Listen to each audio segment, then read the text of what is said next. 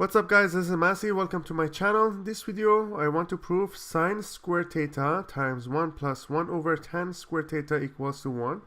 So I write sine squared theta.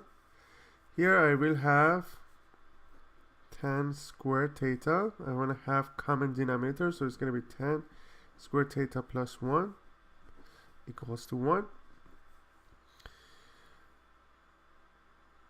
So then I can say sine squared theta it will be equal to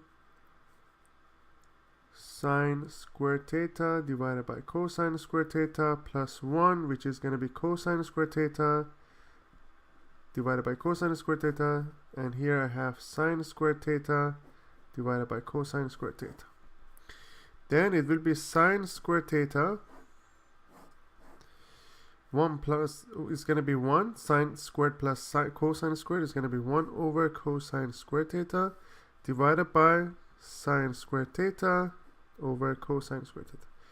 These two will cancel out and it will be sine squared theta times 1 over sine squared theta, which they cancel out, and it will be equal to 1.